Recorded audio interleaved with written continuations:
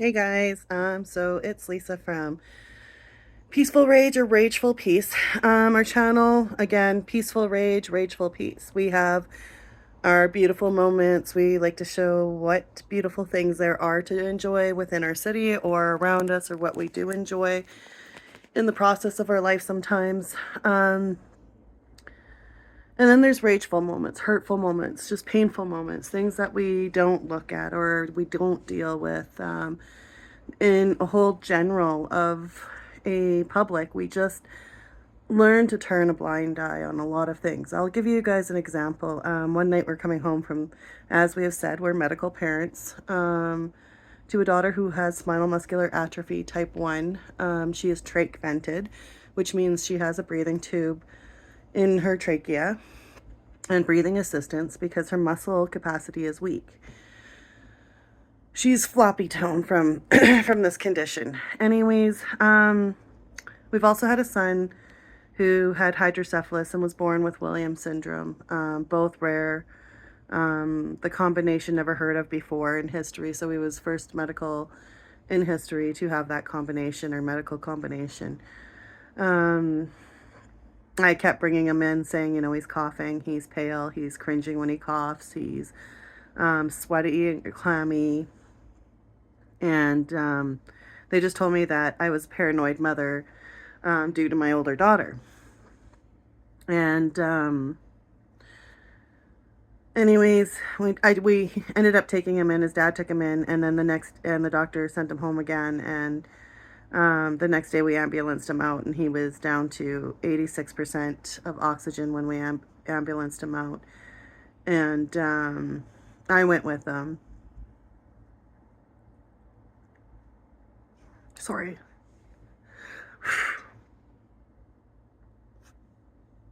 Okay, sorry. I apologize because I didn't think that would hit for a minute there. Sometimes you have good days or bad days. I went with him, and he had a cardiac arrest in front of me.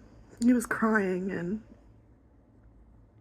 the doctor was telling me, I don't think your son is that sick. And just as he ended his sentence, the nurse lifted her head and called a code blue. I seen everything start happening. I seen his limbs start going down, and I knew this wasn't good. And the color of his limbs and his skin. So when I stood there, I kept watching the clock, and I kept just saying, come on, you can do this, you're brave, you're brave, you can do this. Your little sister, your older sister's done it, she's gotten through it.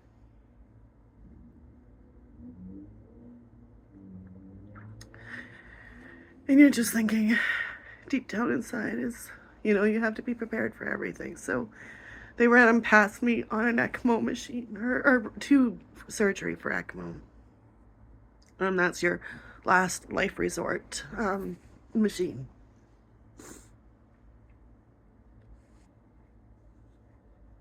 It does everything for you. So he had this surgery, and he found out that he had a pulmonary stenosis as well, a narrowing of a valve in his heart, which is, I guess, something that we should have been aware of in children with Williams syndrome. Apparently, a lot of them end up having heart surgery at young ages, and they need it.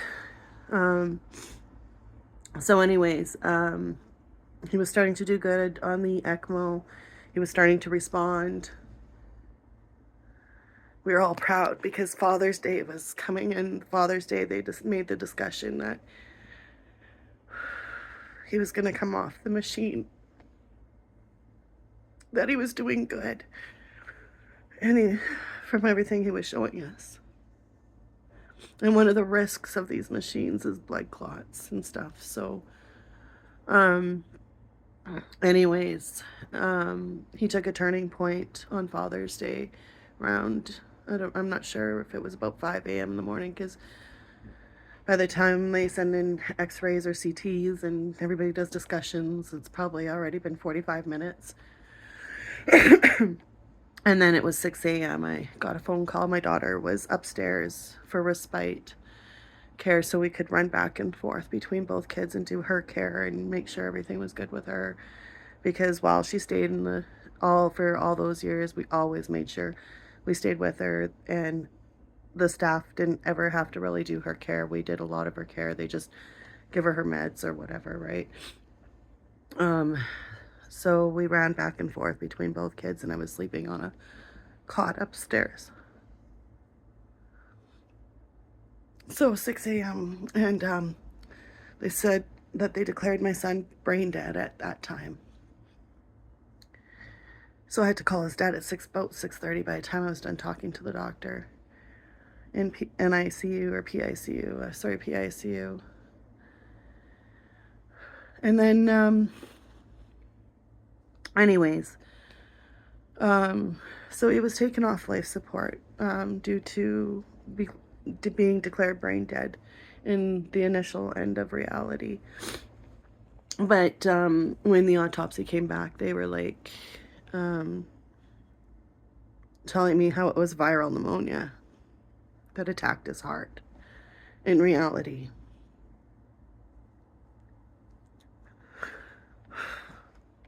I got told after that my son was just complex, and what do I have to complain about?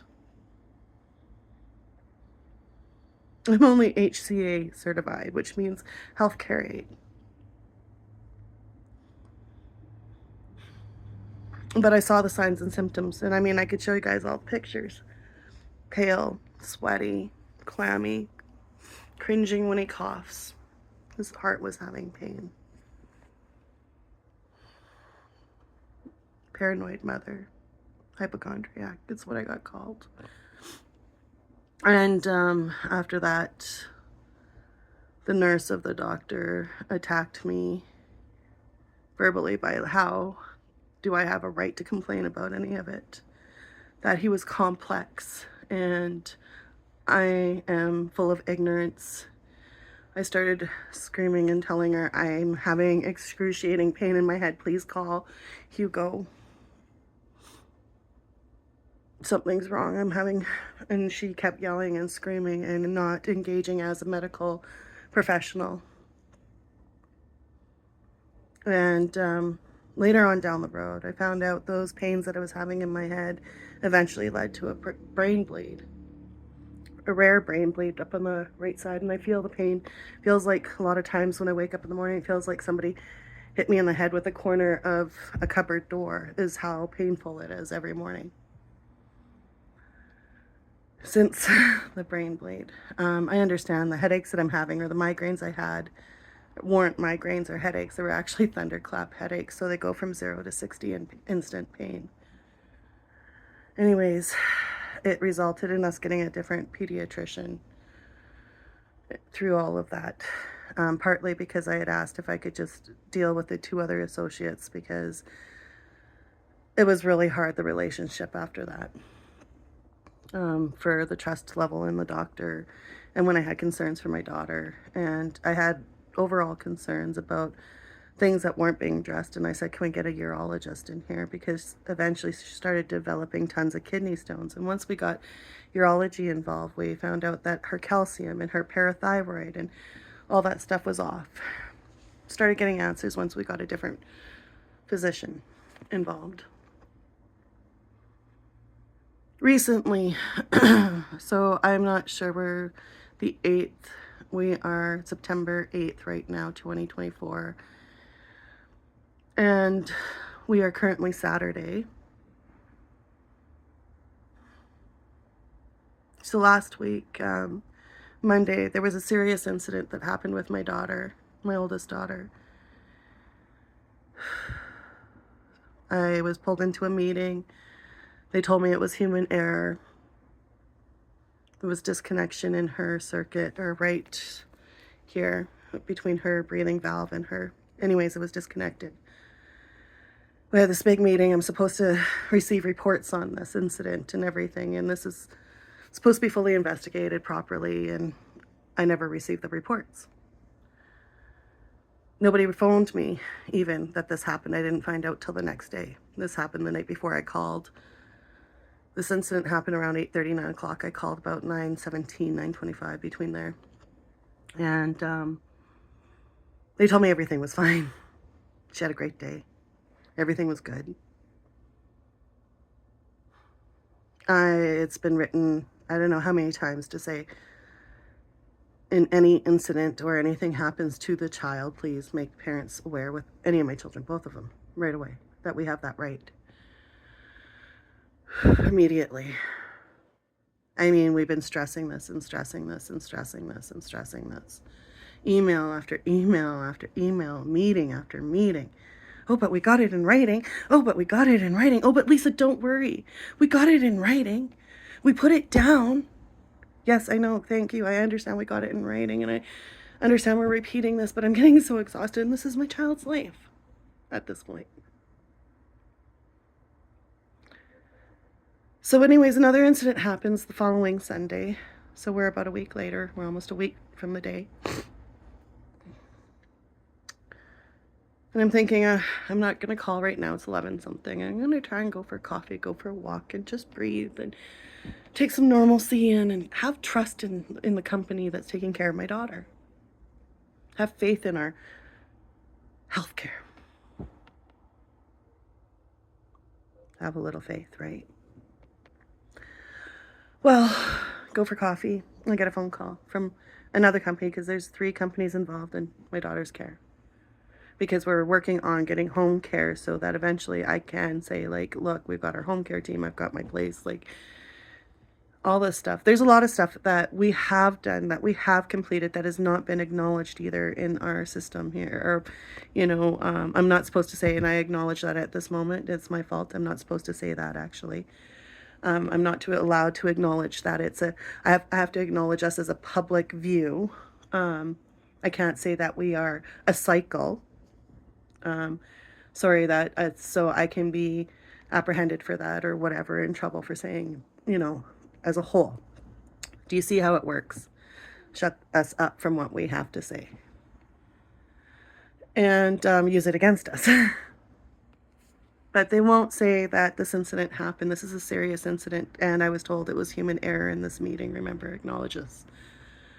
I was told I was going to get reports on this incident, so we can overlook it and review it, because it's quite serious. So then we have another thing happen Sunday. So I'm going for coffee. I'm relaxed, and halfway going for coffee for a walk, there's a phone call from the other company, and one of what's supposed to be our home care company, like her, to come home.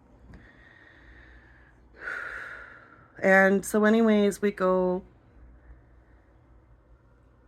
and take this phone call, and they're asking me for details, because they need details on what happened to my daughter this morning. And I'm, well, what are you talking about? No, the incident happened on Monday. No, there was one this morning. I'm sure it was this morning. No, but they need details on times. They need details which nurse was where, what happened, exactly, on legal documents that have already been written. This is already legal documentation. Already. We're reached 11 something. This incident happened around 7 something in the morning with my daughter, about 7:25, and this is around now 11:25. We're getting notified. We're supposed to be notified immediately when something like this happens. So then, anyways, this company's going on. Oh, are you sure you don't know? And we need the times, and we need this, and we need that, and we need to know who did what, and all of this stuff, right? Wow. Individual legal documentation reports that a supervisor is asking me details for on legal documentation that's already written, which is how I found out about the incident with my daughter. Another one.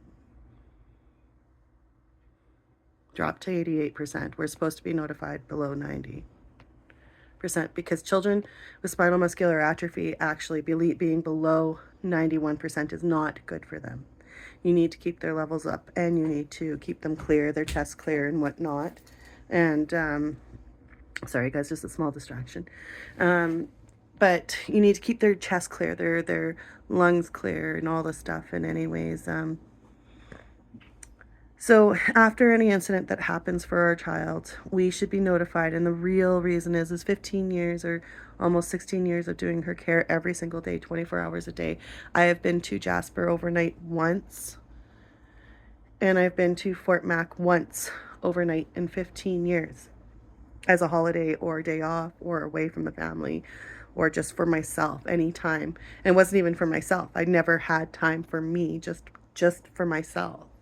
Every day I was with nurses, with my kids, with 9 dogs, running staff. Hugo would go hunting. He went to work, you know, and those kinds of things. And sometimes take the kids out hunting with them or just go look at wildlife and get the kids out of the house a little bit sometimes. And so I would, you know, take them out and things like that. So it was a long journey, and it has been a long journey, but it's been a learning of growth and process of everything that we've learned, details, and knowing our daughter very well. So it's really important that when she has an episode or things that happen to her, that we can know the details in case there's something that's missing and that they don't know. Like when they first apprehended our daughter, it was called in as family violence because Hugo and we were fighting a lot, but Hugo had been asking for a very long time for people to help us. He'd be like, look at my wife, she's going to collapse. And a month later, I did collapse from exhaustion. I had a brain bleed. I've gone, you know, we went through the cancer. We've gone through all that stuff. You know, and that was even hard enough. You know, you get told you have thyroid cancer, and you wake up in surgery because they've done all these tests, and you think, you know, you're under professionals' care and blah, blah, blah. And have this guy coming running up in your face, the surgeon, and okay, you know, because you're like your neck doesn't feel right.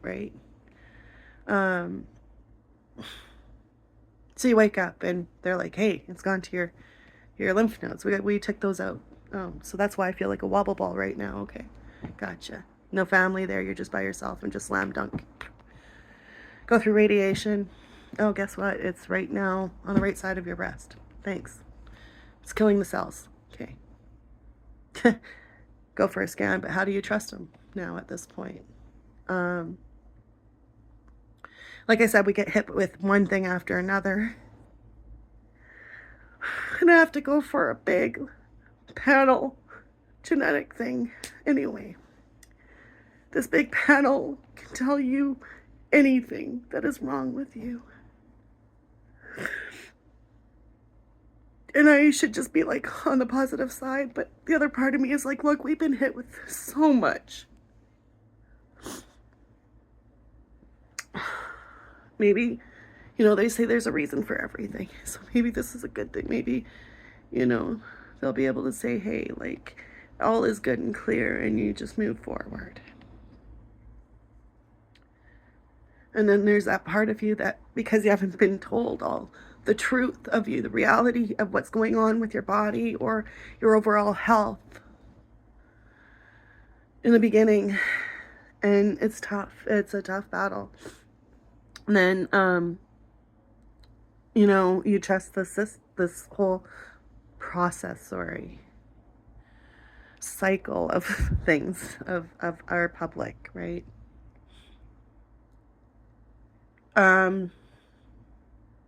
Going back to the meetings. So we have this incident Sunday. We get details.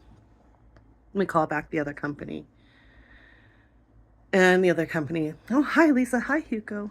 Oh, everything is fine. She's had a great day. She's doing really well.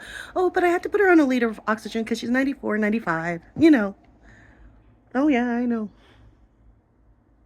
Okay, so what's the rest of the story? Oh, that's it. She's been great. Okay. So when we confronted her about the whole thing, she's like, oh, I told you that. No, you didn't. Anyway, we go on. And I get a report. One report from one LPN, which is between an RN and an HCA, right in the middle kind of thing. Not above and not beyond or below, right in the middle. So I got one report. when all these other people were in the room from Sunday. We went through all this week and I've been asking, where's the Monday report, guys, that I was told I was going to get, that we were being able to review all the reports that we were supposed to get, because there's a bunch of reports from what I'm told. Still haven't gotten them. I was told on Friday, though, oh, it's not really a big deal. It was just a disconnection. Oh, no, but my daughter dropped to 68 or 58%. Not a big deal. My daughter was basically mint green color, if you want to talk about it, and to understand what color my daughter was, her skin was, probably a sheet of water over her body, because you burst out into sweat. You go dusky, which means bluish gray. Actually, I've got a plant, a pot plant here. Not a pot, you know what I mean. Well, a Moon Valley plant, okay, guys. And I'm just going to turn it over. So about this color is what she turned. About that color of my potting plant was what she had turned, probably at that time. That kind of damage for spinal muscular atrophy can be detrimental. It can be damaging. It can be damaging to their brain. And then she's struggling, and I knew something's wrong the next day. I come in on a Monday. I'm not told yet at this point either. And, or no, sorry, it was that Monday. And I came in on the Tuesday that I found out she had that big desaturation because it was a disconnection. But I'm being told by a supportive worker that's supposed to have the child's best interest at mind that it wasn't a big deal. It was just, they were just disconnecting it, and, you know, and it wasn't a big deal. But my daughter dropped to 68, 58% because it's not a big deal, and almost died because it wasn't a big deal and they had to work on her, and that's not a big deal. And I was told at the meeting it's human error. So what they have done, they've taken Sunday's meeting now. They've put a trajectory meeting in, saying that we are going to work on a trajectory meeting to discuss our kids coming back home all of a sudden, and discuss the incidents that happened and whatnot, and go over the reports. I have recordings of this meeting, actually. So we get to a point where we're talking about visitation scheduling and stuff, and so Hugo had something he needed to say, so he started saying something, and yes, it was a little bit interrupted, but you know, he's trying to get this, like, you know, sorted out, like, oh, okay, wait, I've got something on my mind about this specific topic. And yes, you want to read it through, because we started it with, oh, she has 9 minutes and then she's going to have to leave. Your worker that deals with you guys is going to have to leave on this very important meeting that we booked 2 hours for everybody to be here and present for, and that so we can get all of this clarified properly with us all here present. So we've got 9 minutes. We're going to cram this part in, and then we'll start talking about this. So put us under pressure right off the beginning. Two parents who are very concerned about their child's safety at this point. Concerned about more about the incident than we're talking about shoving our kids back in the house because you guys messed up. So they kept going on and kept talking. And Hugo's trying to clarify something, and it escalates, and they don't de-escalate it. They're supposed to be support workers. Keep in mind, guys, support workers, right? But they will push you to the edge. And I've got this actually all on recording.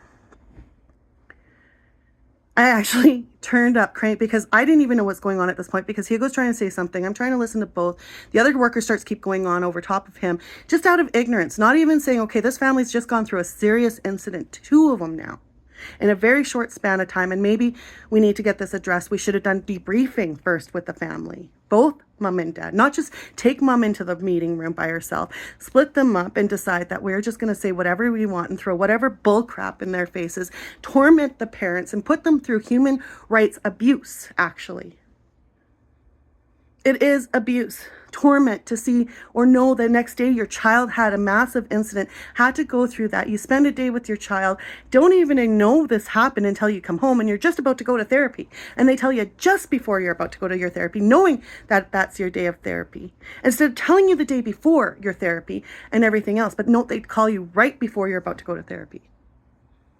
Group therapy, actually.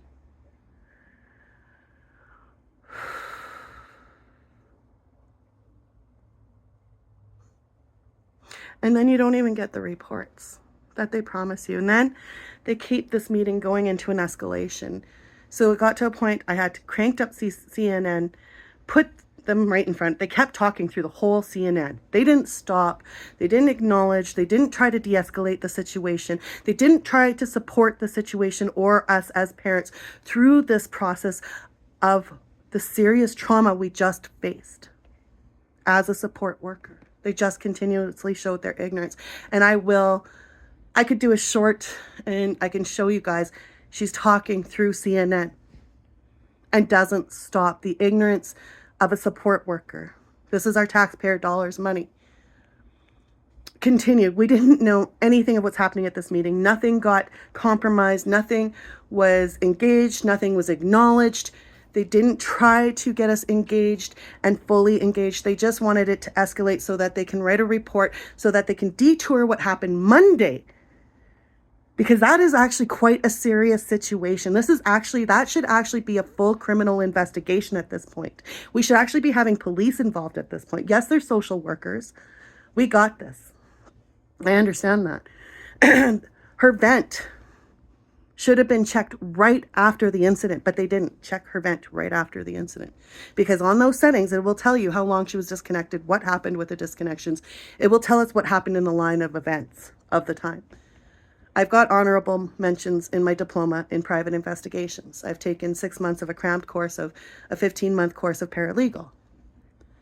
Under the circumstances of all the stress that I carry in my mind, all the traumas that I've been through. So keep in mind, I've been through a lot of crap.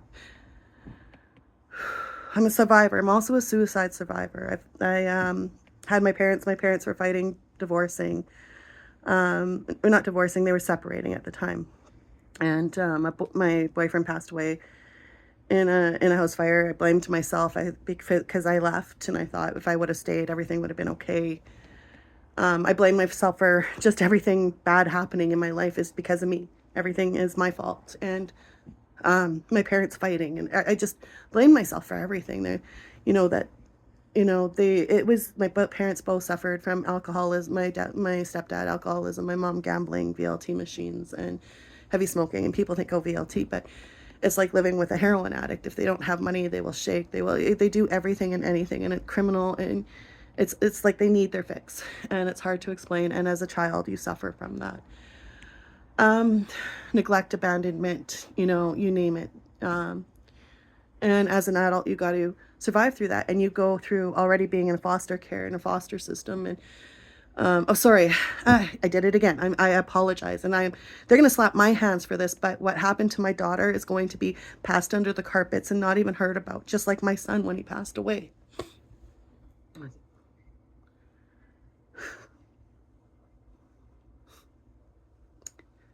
Just like when you go into the Grey Nuns and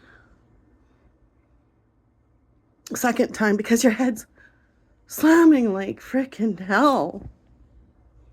But it's a simple migraine. You gotta stop crying. You're such a baby. My God, you can't take pain. You're such a hypochondriac. And then goes out, and then two nurses are sitting there mocking me. And you're in excruciating pain. And then you come back, and you come back from a CT, and you got two paramedics or whatever, EMS, ready to transfer you to another place. And because you have a brain bleed, a rare brain bleed that people typically die from, that you survived. I have no idea. My son was standing right there. Because, you're staring your own son in the eyes while this is happening.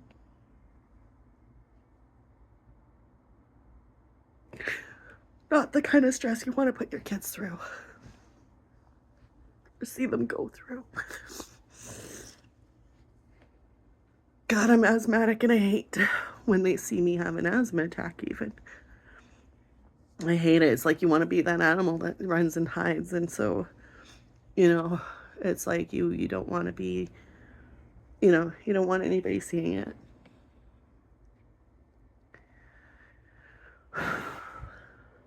So we've been through a lot as a family. A blended family. And then I have me and Hugo.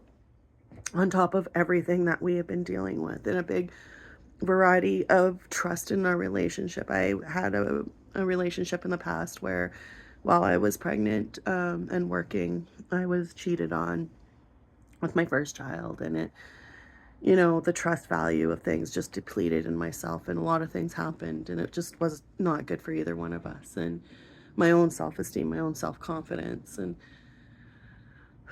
we jump into this relationship really quickly. Everything, you know, like our firstborn child between Hugo and I is diagnosed with spinal muscular atrophy, type 1, rare genetic, you know, disease, and then the number one killer in genetic, or in our infants. Often misdiagnosis, SIDS as well sometimes. Anyways, we are becoming to have more recognition on it. And we as medical parents have been strong advocates, as they don't allow the parents to talk to each other. We've had parents tap me on the shoulder while I'm trying to do research for my daughter, sitting in the facility and looking at a computer, and the dad comes and taps me on the shoulder one day, and they're just trying to learn this as well. It's very, when your child gets diagnosed, you're against a time clock, a serious time clock. And the research you have to cram, it's like day and night. You don't stop researching. You're just researching and researching, and your brain doesn't stop. So anyways, he taps me on the shoulder and he says, "I'm sorry to interrupt you. I know you don't want to be bothered, or you said you didn't want to be bugged by anybody, and but I can't help it. I need to know some questions, and I'm sorry for interrupting you." And I said, "No, actually, we were told that you guys didn't want to be interrupted, and that you didn't want us to bother you." So that's when we found out that they don't allow the parents to talk to each other and be educated and supported. And in which other decision, some parents let their children just, you know, and pass with unsupported breathing, you know, just go the natural way. And some parents choose to go with a supported breathing process and be proactive and care. To this day, when she was diagnosed, there was nothing. I was told there never will be.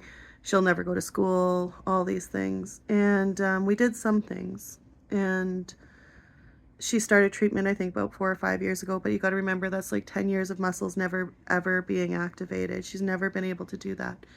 So when I felt her first one on the back of her calf, of her legs, it was, I can't even describe what the feeling of actually feeling. She had a muscle.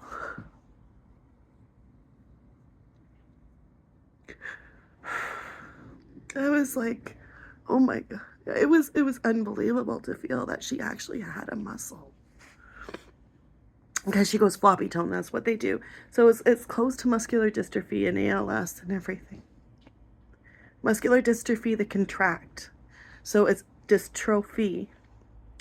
Whereas SMA is atrophy, where we go floppy tone. The muscles just waste away. And the reason is because the brain is not getting the signal to keep feeding the muscle the protein. So the muscle just keep eating the protein away, which the muscle keeps deteriorating. Everything is a muscle. So they will look at an SMA child as a lung disease, but it's a muscular process. You know, the treatment is not the same as somebody with chronic lung disease. Similarities in some sorts, but everything is a weakness. So it's kind of cool because she's starting to get more movement in her tongue right now. And so she's sticking her tongue out at her dad every so often. And things have been confusing between Hugo and I. I've been feeling alone a lot throughout our process of things. I've been, sometimes I feel like, you know, the world is against me. He took off to Quebec, dealt with whatever he had to deal with. He's come back, doesn't know what he wants to do with himself or which direction he wants to take. For myself, I just focus on what I need to do for myself. I keep going for groups. I go swimming when, I keep pushing myself. I have a lunch date with my mom. I got to make sandwiches soon. And cucumber is the best to put in sandwiches, guys, by the way. Cucumber, cheese, and a little bit of whatever, turkey or whatever. Off I go.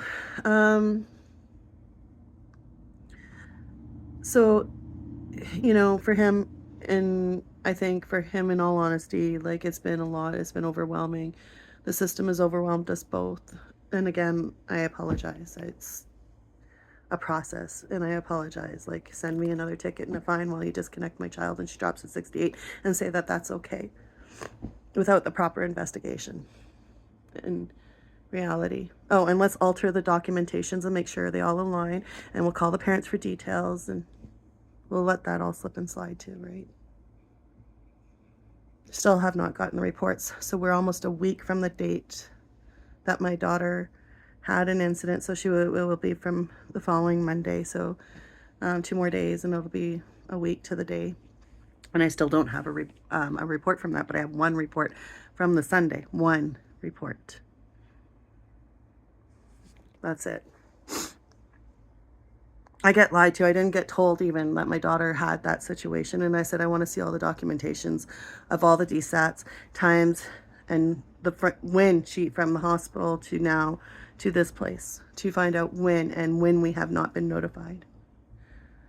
There was a case where I think we happened to be calling, or they called us, and she was actually at the Children's. And one nurse knows us, our family, for all these years. And she's like, I know what you and Hugo have been through, because I'm like, I don't know if I can trust this process anymore. I don't know if I can trust him. She's like, Lisa, I've seen what you guys been through. I've seen you guys overcome so much already, and so many challenges, and so much that's been against you. For him, he wants to get a trailer, move into a trailer lot, do his own thing. And me, I want to get my kids back into home structure.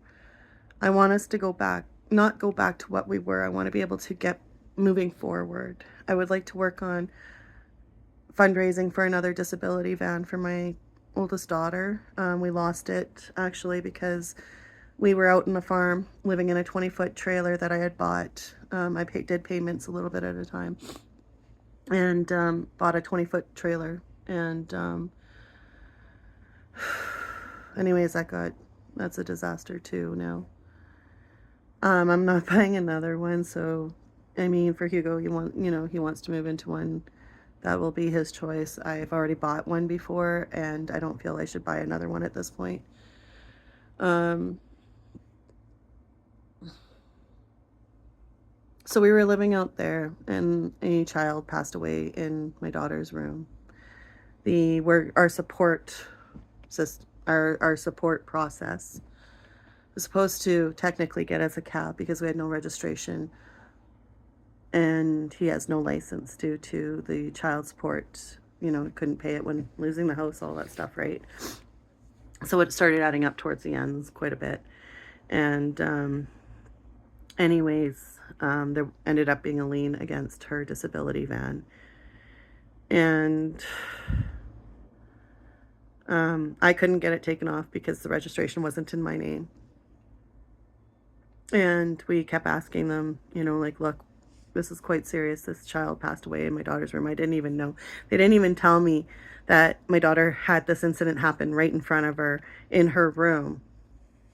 So I show up for a visit, and my daughter, she's nonverbal, but she's completely cognitive in mind. She can say yes with her lips, so she'll do the Elvis thing, yes, that's a yes. Her no, she'll just kind of scrunch her eyes a little bit, or just say nothing, right? Yes and no will be scrunch your eyes and a slight yes. She can say yes with her right shoulder. She'll wiggle her shoulder or give you a thumbs up a little bit. You can learn her communication very well, and her communication non-verbally is amazing. She's very strong, opinionated, minded of what she likes and doesn't like, and all those kinds of things. I've taught her that she has that ability, and she can use that ability. That is her ability. That is for her to make those choices, even when people might find she might be weak. So they've learned very quickly. I know I'm giving examples, I might be jumping around, but when you think of something, because there's so many things that have happened to us. One of the last incidents that happened before her dad took off to Quebec for 2 months, and we didn't talk. He didn't say anything. We talked a little bit, and we got in a big argument, and we just didn't talk. And so then he called me literally a day before the court date, and all this stuff happened. He was like, I'm coming back, and blah blah blah. And anyway, you can either fight about it, or you can try to work out something that's going to work out for your kids and your family through everything you've been through. So anyways, before he had left, one of the parts of the stress that he had was we called, and when our daughter's leg was fractured, there was blood coming from the leg. They mistreated it for a blood clot. My daughter is got a like a hemophiliac type of blood disease. Anyways, I think is what it's called. And she's a borderline of it. And so anyways, they started treating her for a blood clot. So they were mistreating her for what was blood coming out of the fractured femur, right? They fractured her femur. I wasn't able to go into hospital, so I wasn't anywhere near her. At this point, I was only allowed virtual visits because I advocate a little too much for her when we transfer her without portable suction machines, or when we aren't coughing my daughter or suctioning her properly, and she ends up with an aspirated pneumonia. So they'll tell the courts, oh, she had a pneumonia. So they all think, oh, okay, she was sick. But they don't tell them that they didn't cough her, they didn't know her care, and they actually drowned my daughter, and she ended up needing a chest tube, and then they did it again. So then we had to have all these big meetings about how we do her care. Anyway, so I jump all over the place, and that's what I was explaining before, and I kind of jumped from that conversation. One of the nurses that called us during the night, as a good example, she knows our family well, and I kind of jumped from that conversation. And I kind of go, because like I said, there's so much. I have the two stories I kind of started with. And the one, she called us, and we went through everything through step by step with her over the phone. And they were able to be successful on not allowing my daughter to struggle or suffer or anything like that, or try to take it on their own and make her go through even more suffering. And they knew that they were struggling, so we walked it through them. They were able to stabilize her and get her, because we knew exactly what was going on. That's how well we know our daughter, that we were able to. We would have a meeting with people in our house, and all of a sudden we start hearing, all of a sudden we get up and people are looking at us, and we would start going, and all of a sudden the alarms, just as we're going around the corner, the alarms start going off, because we knew every beat to that monitor. We knew when something was starting to happen. The rhythm is starting to change. Both of us standing up, not even saying a word to each other. We just both knew something was happening, and right away be able to stabilize the situation. So her dad goes in to go for a visit, or not goes in for a visit. She gets treated for this femur. So we're going to jump back to the story. And for a long time. And then, for a long time, like, yes, she was saying she's having pain off and on, but there's some days where she's just not. And so the nurse was insisting, oh, we're giving her morphine. And he's like, we're beyond this now. Like we're beyond the morphine time. We're like, have you asked our daughter, does she need it? Does she want it? Because my daughter knows her pain tolerance. She'll tell you, yes, I really need this right now. This really hurts. She knows her body. She'll say, yes, my chest hurts. I'm feeling sick. So all of a sudden the argument stopped eventually, because they were arguing about this morphine issue that they've been giving her for a long time. Morphine, all these heavy medications and narcotics and things like that, Tylenol, over time can start affecting the kidneys and livers eventually, right? People end up on dialysis. People don't think about that. And so anyways, they start arguing, but it was right at that moment when he said, have you asked her? Things started to shift a little bit. People started realizing they're not asking my 16-year-old child her rights of what she wants in her body, or to try to talk to her about what's important for what she needs. So they go and they ask her, and she starts saying, no, I don't want this. It was making her sick. So he started stressing out. There was some stuff going on in between that anyway, too. And these are the continuous things that we're saying. It's not like We're trying to say, oh, this just happens to our child. Our child, that's the other thing, the other topic, heart and cancer taken overall, which is understandable. It's a great big population. But when you start adding up the genetic world of the respiratory, whatever, when you start putting the genetic world together, it's a big world together too as well.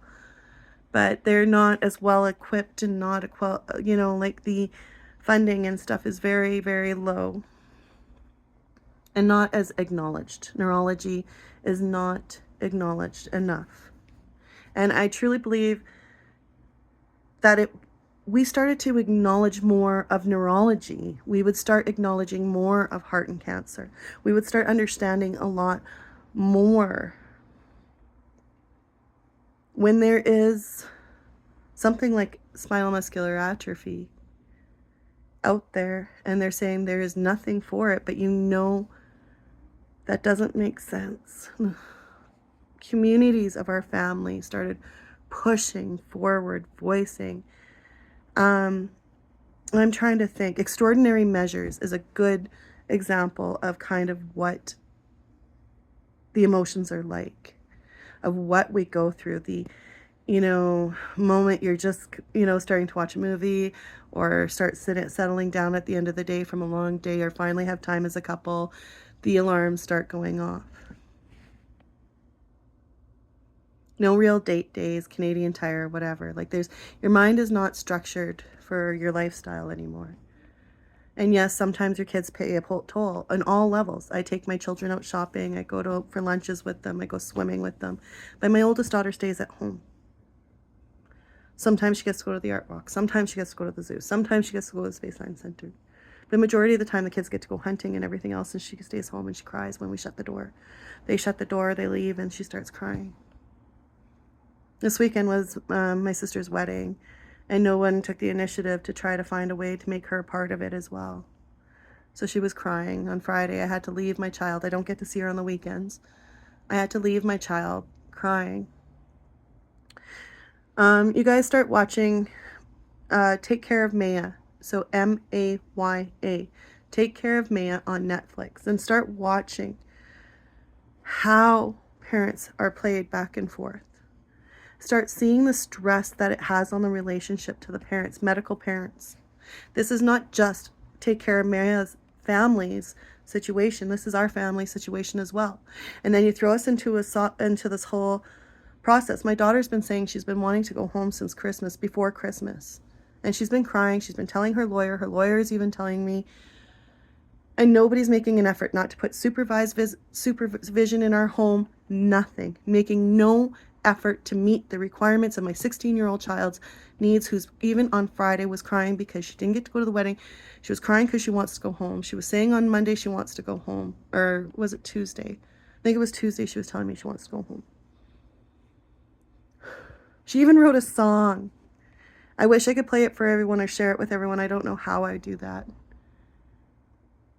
It's her song. She sat down, Child Life, sat down and wrote it with her. And it's about how home makes her safe. And maybe I'm going to figure it out. I will try to get it up, and I will try to upload it on here for you guys. For people to hear what my daughter, who's nonverbal, got to write.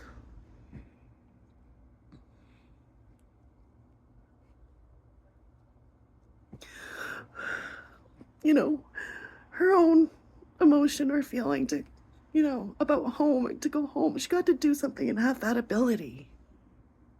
And it's still ignored. And I get it that Hugo and I have a lot to work on and a long way to go. He's been waiting, I think, 14 months for therapy. I had to fight to get into therapy. No support worker said, here, Lisa, this is what we can help you with. This is the groups we can put you into. This is the offerings of these kinds of places. This is this kind of, I sat outside talking with another mom at the supposedly scaled system that's supposed to be in balance. It is so broken, it's not even funny. The corruption of it is disgusting. Misleading the courts because they haven't heard the full facts of what's actually happening through this whole process. What's happened to my child. Because if in reality, they actually did hear what happened from the beginning, from the aspiration. Just that alone is abuse to the child and negligence of medical negligence and harm, because you neglected her care plan that she had in place that whole time. You neglected to meet with the family on a fragile child that nobody's ever taken care of. You ask me in Alberta how many kids are at 16 years old SMA type 1. I want you all to do your research and go out and find me. How many children do you know that are a type 1 SMA child in Alberta at 16 years old? Almost 17. Well, 16 and a half. Currently, her life at risk under people who don't know what they're doing with her, and learning through this whole process. And in this process, they're actually doing more damage to her body than good. Not being heard from the beginning or the get-go on the seriousness of it. My other daughter, I can tell you, we can go into the whole scaled system. Anyways, I heard about all, like as we go into the scaled system, my other daughter, there's no complaints. She's getting all her needs required. She's getting everything I've ever wanted for her done. So I have no complaints on that. I get to see her every so often. I know she's being well looked after. My sister, people have the same values as me in some sense. She's a little more carefree than I am, and I'm a little bit like, oof, don't go on the edge, guys. Keep away from there. My sister's, just be careful, take a picture, kind of person. Two kind of different personalities, but we're pretty much the same on how we have beliefs of education, cooking, our routines, and making sure that there's like family in there, right? Making sure that we have our traditions and things like that. And that's what I do love, is that she makes sure that we don't lose our traditions, and my kids will always carry that with them at some point or level, and remember that, and that's not taken away.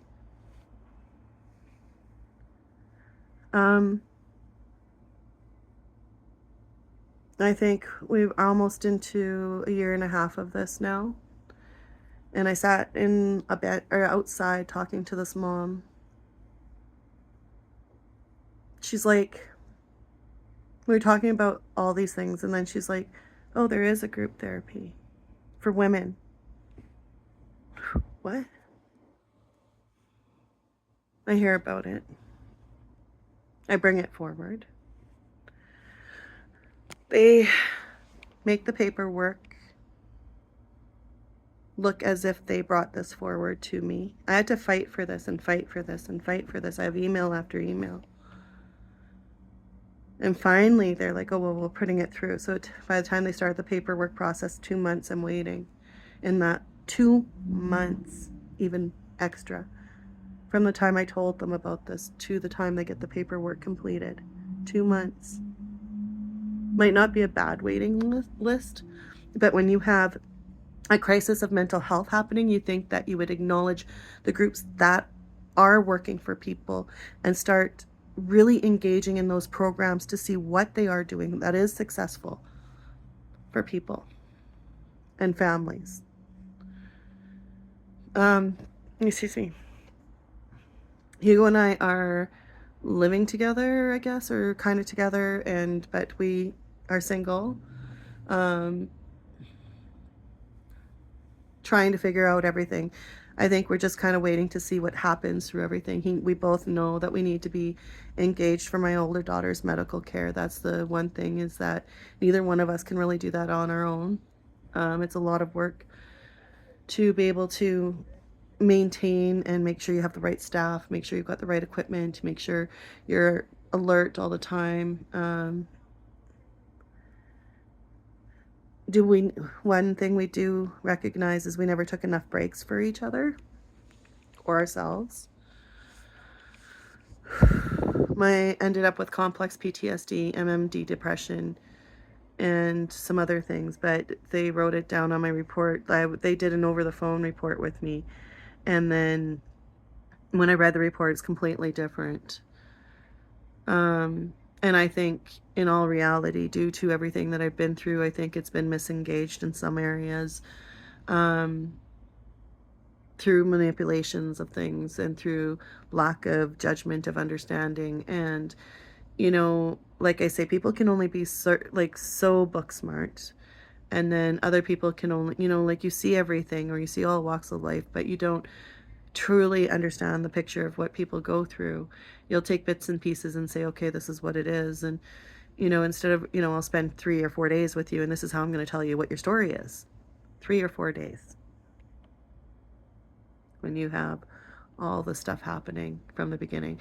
Another example, I show up to a meeting. My therapist acknowledged that there is a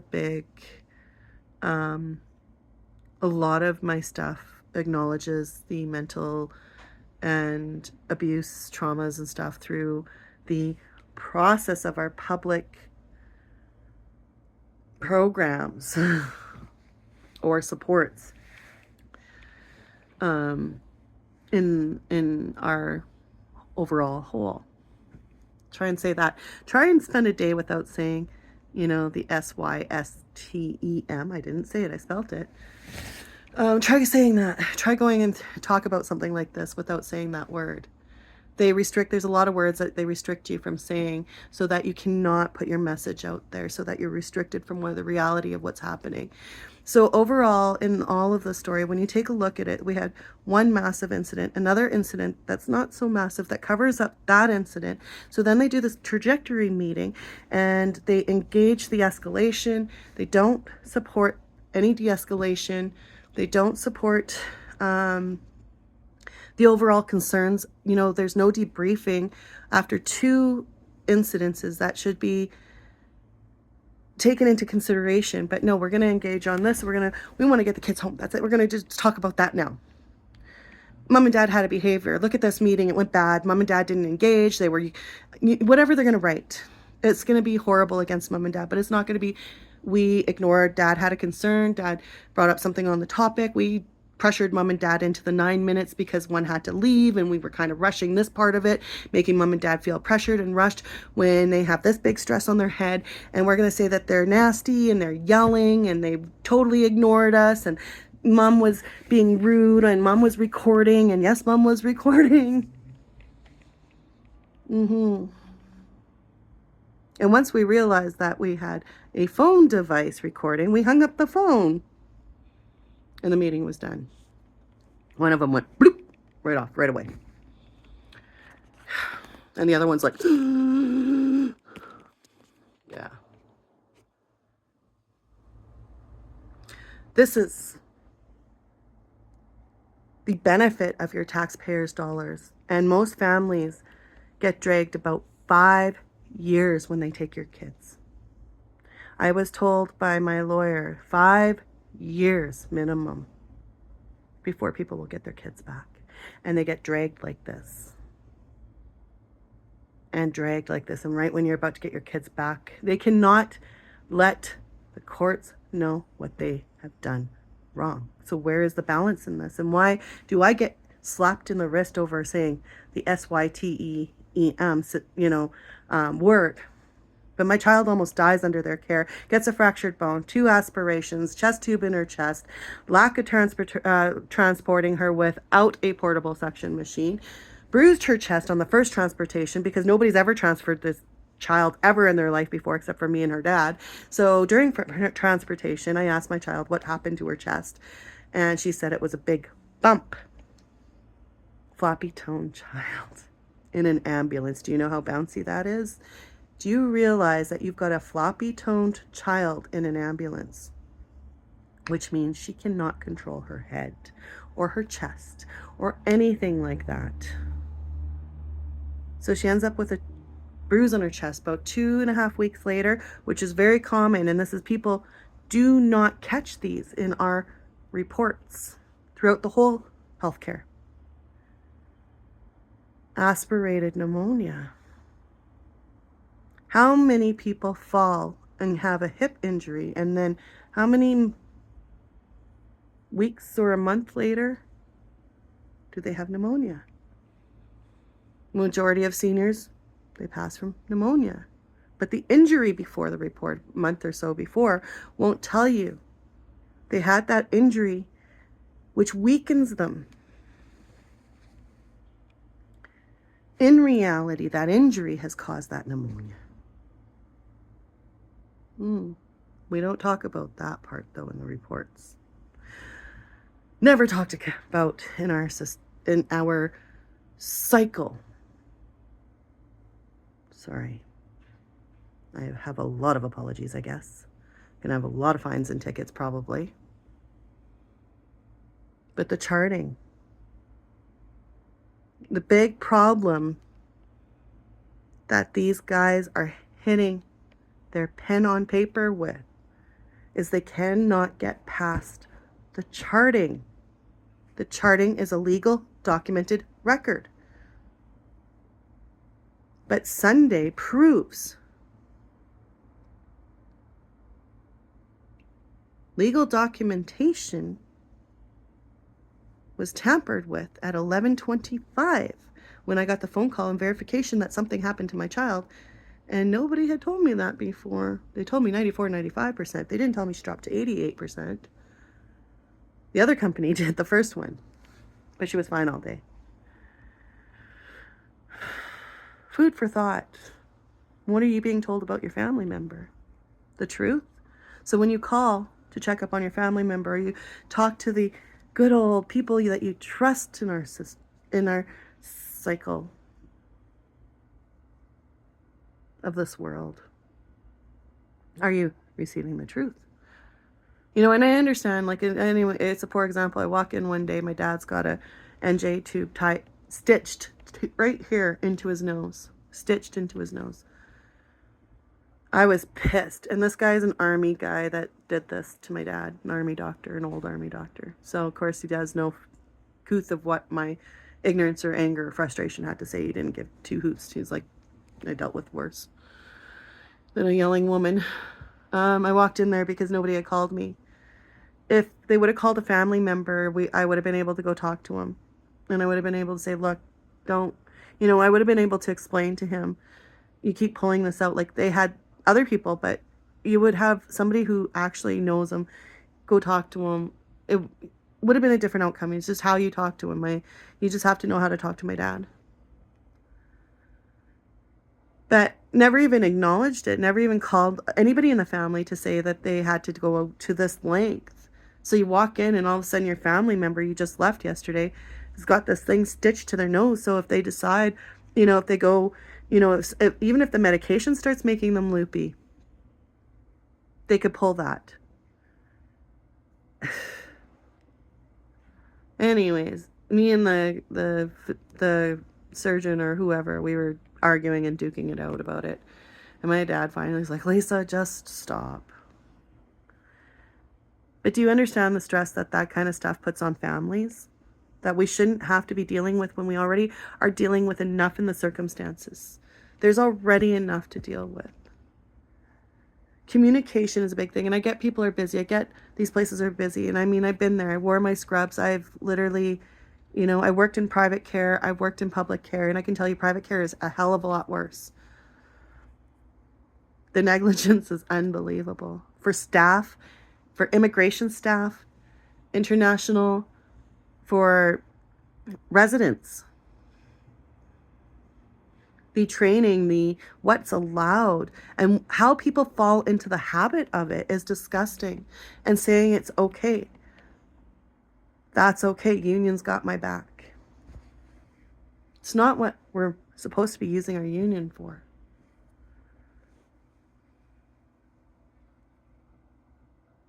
And all these people that put their scrubs on every day don't realize everything that you are doing right now is the training and process you are leaving behind for your care.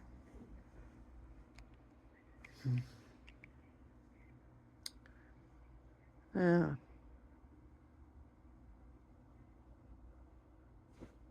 I can't tell you how many times I've said, look, this person has these symptoms. Let's sedate them. Oh, they died. They had internal bleeding. That's why they were aggressive. Oh, he only drinks water if there's ice in it. No wonder he died of dehydration, because no communication was given to the staff.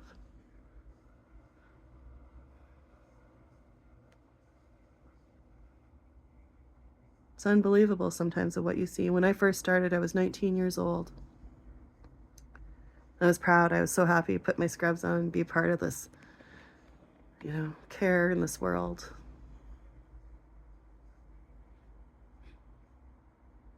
Help them eat and all this stuff. And then all of a sudden they were like, let's take them to the tub room. They all got to be potted. What are they, frickin' plants? Okay, let's pot them all. First men, all in circles on commodes, side by side each other. This is how I started my job. Nobody had dignity. Imagine taking a crap beside everybody, people that were your neighbors, your cousins, and all sitting in a circle while you take a crap. Being stood up and wiped in front of everybody.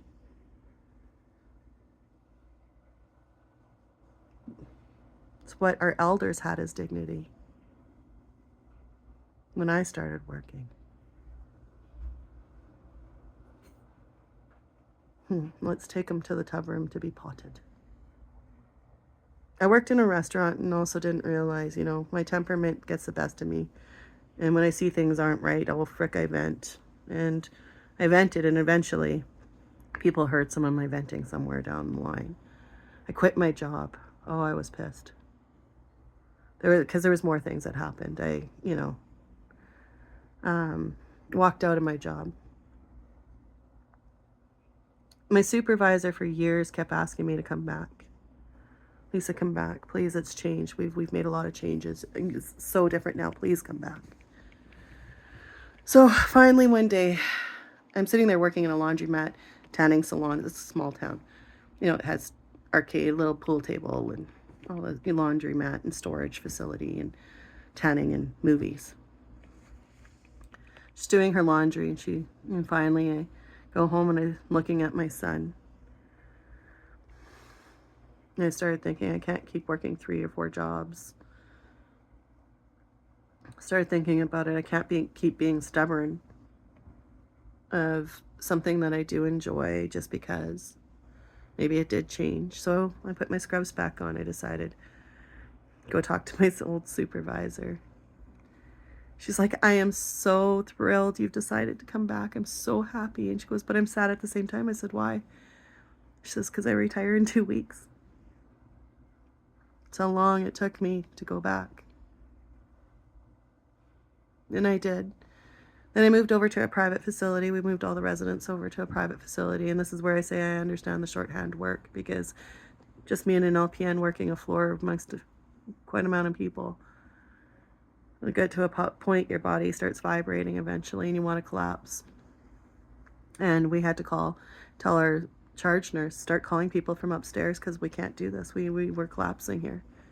So we did. I said, I don't care, you call. And she's like the head of the hospital.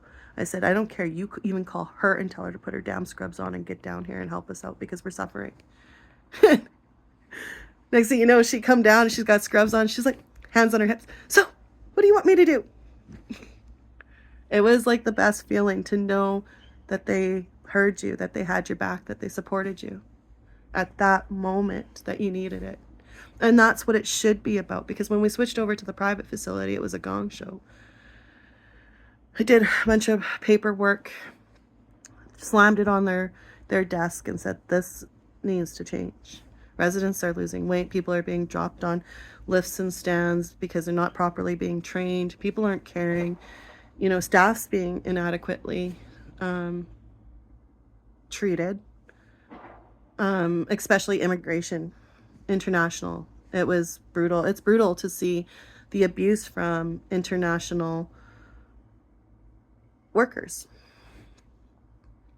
I've seen a lot of it.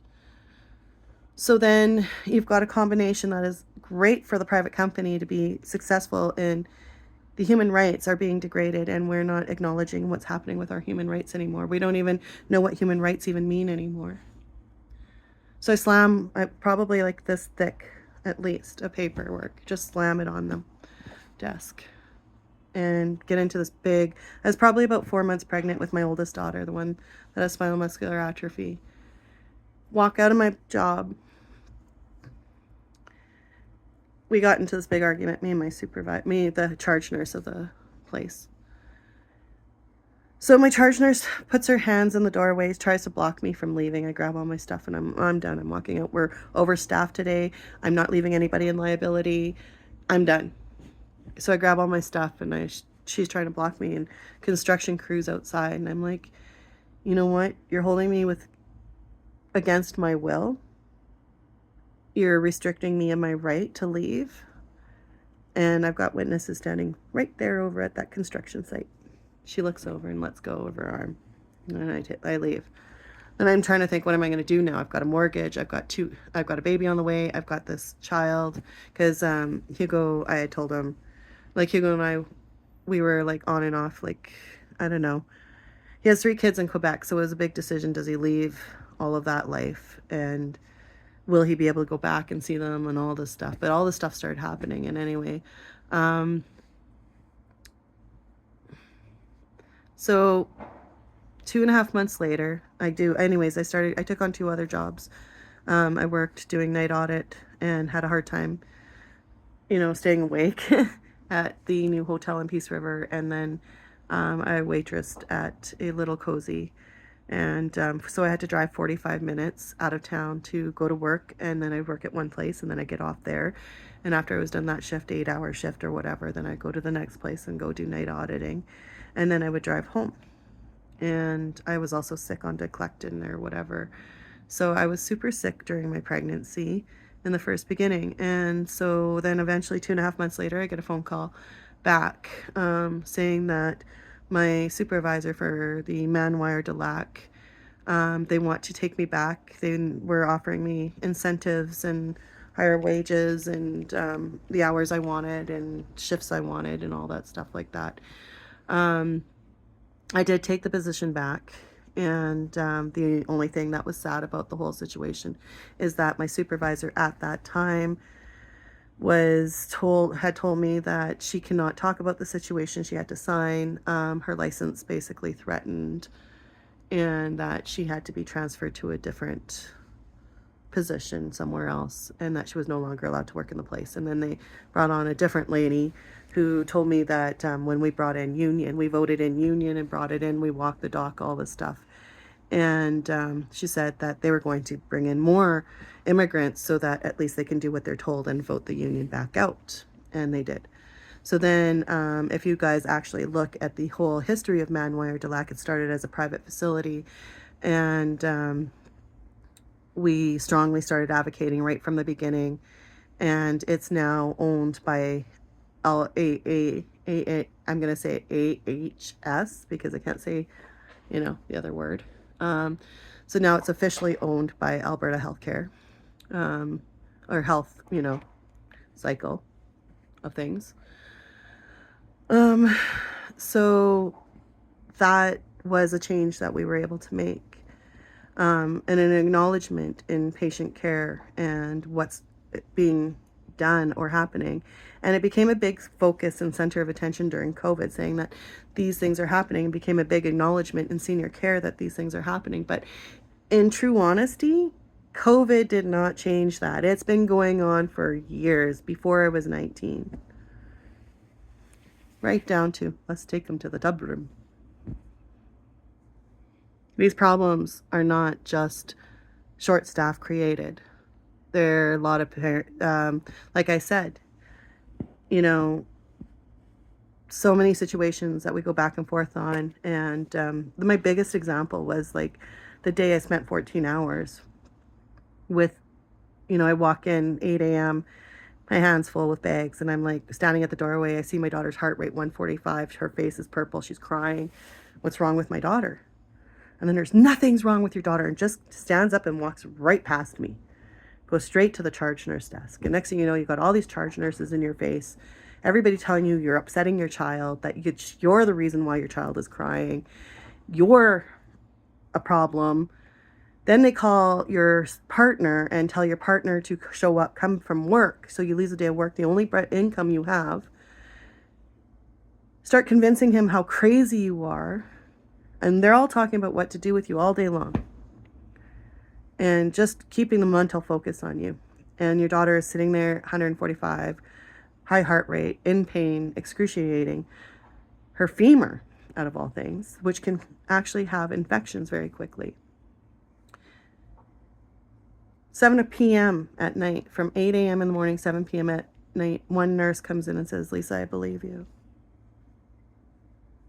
I'm going to call the doctor. You go home. Don't worry about a thing. I'm going to help you. I'll take care of this. And I looked at her, and she's nodded her head, like, trust me. Her dad and I get in an argument on the way home, and it took me about 2 hours to walk the rest of the way home. About 10:24 at night, I get a phone call. Your daughter has a buccal fracture and 2 split fractures in her leg and her femur. So, from my knowledge and awareness, she was untreated for 14 hours. That was the brutality. It's not just one event like this. It's continuously like this between us. And when we bring something up or something happens or acknowledgement, this is what they do. And then parents are nasty, or we don't know why mom and dad are upset. 2 years they withheld her cough assist on the shelf that was donated by Muscular Dystrophy. I had to learn how to cough my daughter by hand. I sat there in PICU watching her breathing, watching how they bag her with bagger, coffer, and ampubag, whatever you want to call it. And I would watch how her chest would rise, and I'd watch, like, can I cough her? Maybe. And I started watching everything, and then I started watching the one do chest vibes with her and things, and I started incorporating a cough. I started learning you could feel where the secretion is. I can't hear with the stethoscope very well. With the lymph nodes, when they were putting pressure on my ear. So I don't hear very well all the time. It's like, I don't know how to explain it. I can hear, but it's low. I don't know. I have to tilt, or I can't. Anyway, so I don't use a stethoscope. I can feel where the secretion is. I can feel the vibration of it. I can feel which lung it is, whether it's lower lobe or higher lobe, or in the center, or whether it's in her chest, or and I can feel it, and I give a slight little vibration as I cough. Her chest will rise, and as we're decreasing, I give a slight little vibe to her chest and a little bit of a pressure, and that creates a cough. So then I can cough out whatever secretion, just like when you and I get a stuck secretion somewhere, right? And I learned how to do that by hand. They held her cough assist, which is a huge part of the proactive process of what their kids need, and of management of care, right? So Muscular Dystrophy donates it to, we were staying at the Children's at the time, and they donate it there. They send it there because that's where we were. 2 years they held this on the shelf. We were fighting for it. Finally, Muscular Dystrophy writes a letter saying that they are actually withholding our daughter's personal property, and that they need to release her personal property for her medical needs. They had no choice, because we got now Muscular Dystrophy got their lawyers involved. This box comes up, it's dusty and it's black on the top. As a medical mom who's fighting so hard for your child, and you have this whole world against you, it's difficult, it's hard, you know it's going to be hard, but why make it harder for the parent? Anyway, the box finally came up. We had to learn this after we've already learned how to do 2 years of our own way. And we didn't have to get a machine ready. We're ready. It was like, that's what was huge. It was like every second of everything counted. I didn't have to wait for the machine and set it up. And it was like, boom, cough, done. So that's where we're at, guys. I know this is super long. And like I said, there's a lot of things that are not discussed. And yes, Hugo and I, as things started escalating, we, started fighting, arguing. A lot of stress started happening. Myself, I started losing a lot of trust, and, having to rebuild all that. Hugo went up to Quebec for 2 months, but just everything has changed in all those years, in 17 years. So life is different, and just our history of things and whatnot. So where we go from here, whether we stay as friends or whether we can work out something that's in the best interest of our kids, or whether we do work it out and continue on with life, I'm not sure exactly how it will go for us. I can't say that, we're going to be off in Candyland tomorrow and everything is going to be great. I don't know where we're going to go from here. What his choices will be or mine. But it's really complex when you don't have the right support, supporting your family in the right direction so that you can have success. And that's the biggest problem we're facing right now. I've had a social worker waste a year of my time because she was more focused on getting Hugo's attention for the vaccine that she got that killed her sister, and her other sister ended up with damages, and she's got a damaged arm from it, and she would cry and cry about this. I've even seen her cry about it before. And they would have personal meetings, and that's all she would focus on, is that kind of stuff, and just play the whole market of it. And then I go in for this meeting and never have any interest in my therapist. And then when I say that my therapist said that there's a whole file that just shows the mental abuse that I've been through the cycle of our programs, or what of our, what we've been through with our daughter and things like that, right? My son, that there is a pattern of it. Like, you can see that it's evidentially there. So when he acknowledged it, the next time I go in for my therapy session, he tells me, when I go in for a meeting, and that same worker was like, oh, and all of a sudden the contact of my therapist, everything, all the information, all these details, and all of a sudden was interested. I hadn't been interested all these other months. Never says anything about my therapist at any point, but as soon as we talk about that, all of a sudden my therapist is important. So I go in for my next therapy session. My therapist tells me he got a phone call saying that he can't really do his job. And I haven't really seen much of my therapist since then, actually, to tell you the truth. But do you see how this works? And it just continues. He got a phone call. And that was right after my meeting, when she decided to bring interest. The same one that cried about our vaccines for a whole year. It's been nasty. There was a time I broke down and I said, I need to take time. I can't do any visits with my daughters. I had to put my one daughter, I can't this is really emotional. I need a moment here. And I wrote this email, and then she turned it around, I think it was a couple days or a week later or something, and said, oh, your daughter's putting you on timeout. So she writes in the papers, not that mom needed timeout, so that the real documentation is fully aware, the facts are there, but writes it so that it makes it look like the child hates her mother, doesn't want to see her mother, and put her mother on timeout. So she sends me an email, she's putting you on timeout. And the emotional abuse, the manipulation, using your child, bribery. I even had my youngest tell me, oh, you guys have to do what I say because I have a lawyer now, and if you don't do what I say, or if I don't like it, I'll have my lawyers, I can stick my lawyer on you.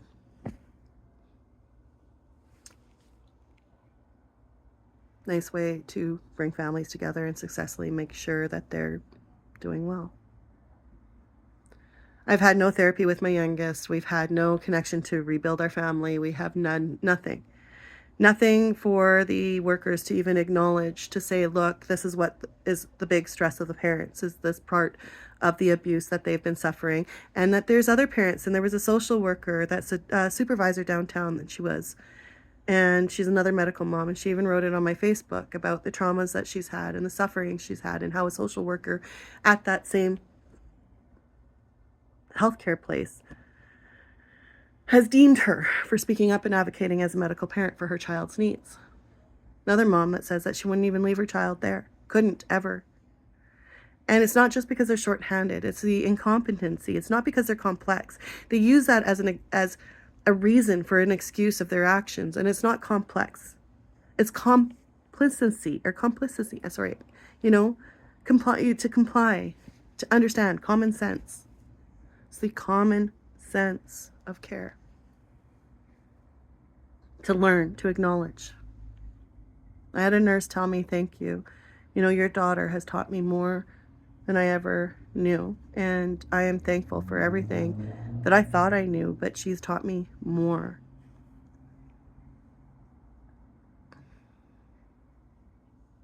Anyways, guys, I have taken up a lot of time on this video. It's very long. I've got to go make some sandwiches and start getting ready to go meet my mom, de-stress, have just a day for just lunch, and enjoy some peace and time for myself, where we'll probably do some beautiful videos of different parts of the city that I'm going to go see today. So that will be part of my YouTube. I'm starting to get hot. It's going to be 31 in Alberta in Canada. That is really warm for us. So it's like, yeah, so that is really warm.